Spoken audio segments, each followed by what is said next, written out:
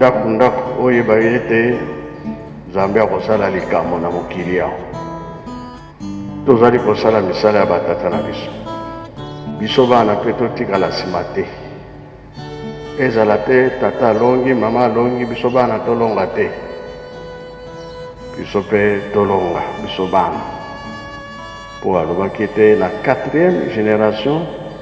likambo moko ekosala na mokili, banda mokili esalama nano emonana te. Position nini ekokuta biso likambo wana? Sosola obanga Nzambe, tosala misala na ye, totosa mpe na maloba na ye.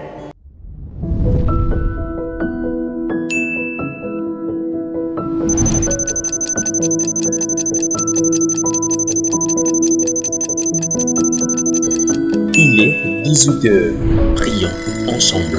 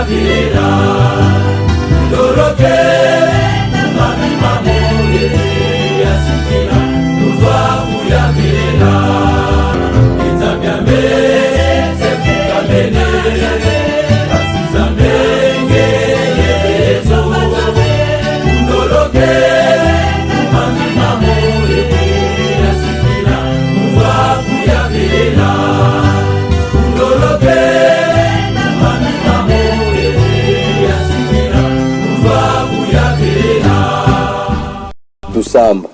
mwana nkumbase ye mwana velela lumbu kakike le 6 avril bonso widi muketo dilu munkunga tata Nzambi mutomisa beto bantu nsatuza kumufila kutwena mwana ku Yesu Kristo mpasoma la wana mbenda betela mfumo Yesu Kristo ngebu wazula vuluza muntu watambudila lifala nsoni wakoma vana ntiku mosi emivi tumosi moba watoma kusevila kanzinge kovutula dimosiko kadi wazula vanga kaka mwaloze ne sedia kukadi muntu kafati vutu kakada kamuna ntimena moma ontu no mavanga mamukuma kebeto bantu bambi tutemendo za evongezo le vutu le beto bantu twakala kuvaki mosi koko kala nga kumosi bandongo mvutu kakuzulu wasonga makala kwa bandongo kibaku wabasonga luzolo lwako yebo afela benda munzemvi mabakitule bapaka no seminku ikizi mwanda velela siwa kulumuka yisika kala eno kanti kanlukuza yako mprovazene mumkanda motu muinangazwa lumbu keka le 6 avril tata Nzambi fumo Yesu Kristo yengi tata mwanda velela tuzeidi ovoto na bavila vana meso menu kadi tuvanga ngama lulembo lozolanga tufuisa ngabisadi bene nsoni yetuvueza ngama lakani kina tufuka mene vana malo menu pasvoto mona nlemvo eno tutenene mbizeto kadi Nzamvimba niku pasi toteneze ngeke tiunani kutuvisisa kadi beto zaye wa kimwana kaka mukuma kembizeto bivuku bikutusakidi lufua bimbevu zimvita nsatu yema mpila diaka beto katone tinunwe kankakako ngeka kaiswa muno ketu lututanina kadi tukondolwa nkaka njona lenda kala kempovela keto valwena lutu sundisa mvita zineto vanza sima dilu keto mfumu toto biyuka banda banzambi tulembele luvo munzambi mbatoka Afrika Europe Amerique Asie Océanie ngebu wavo kavasala tadi vanantanda tadi ni kudilembe kunkula tumone ndambuza nkaka munzaza kinye kaka muisa ke bantu bankaka mwana levuvamu yambula basola kempovela mukubadiatisa kadi tumone vumenga mabantu maedi kidi kalazinga vana mesoma kumkuma kusola ntwa disi jodo dina jampasi beni yede kadi mpe kadi buba foti kutunwanisa betu tunavonda zani tululembele lwa tukatu dilamo mawonso mpasi volvo mleza mza mvimba Parce que makande zindinga mawizana imomo tujiyekola kwa beno batatu banlongo mukumbase mwane mwanda vele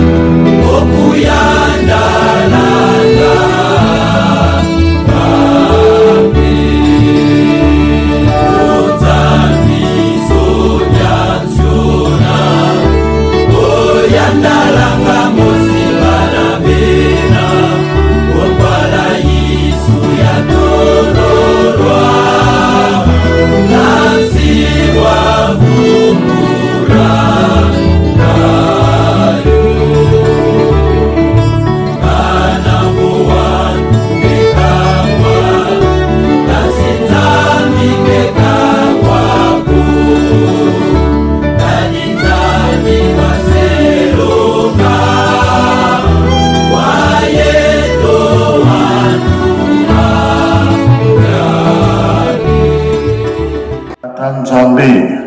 kolo Yesu tata Simon Kimbala misu na bino etala kuna na est kala makila ya bato zali kotanga mingi bokate na biso likambo wana entsamu za mfumu wetu Yesu Kristo